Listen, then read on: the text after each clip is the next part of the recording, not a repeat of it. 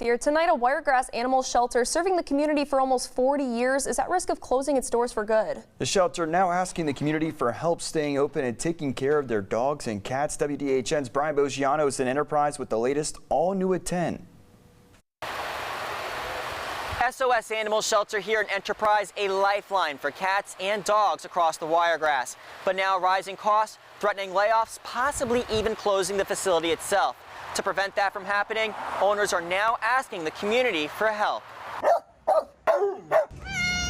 SOS Animal Shelter has been a no-kill safe haven for stray and unwanted pets in the Enterprise area for almost 40 years.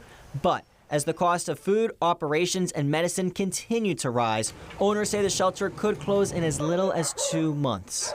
I knew I loved the shelter. My staff, we all love the animals. Like, we were crying when we found out that this might possibly happen. Inflation driving up the costs of medicine, food, and operations as staff slow down taking in more animals to save money. Our vaccines have doubled in price, medications have doubled in price, vetting, everything. As stuff was getting higher, donations were still coming in regularly, but not enough to kind of offset the cost of it.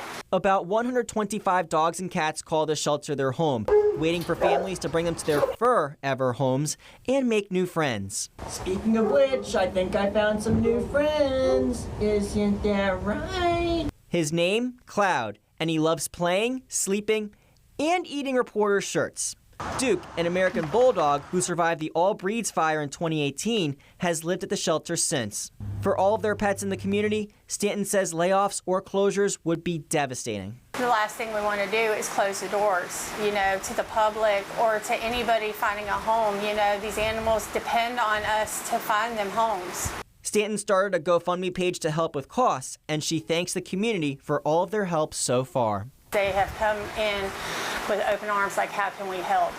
How can we make this not happen? The doors being closed at SOS. And for those of you interested in helping, there are multiple ways to provide assistance to SOS Animal Shelter, and we'll have those online at WDHN.com.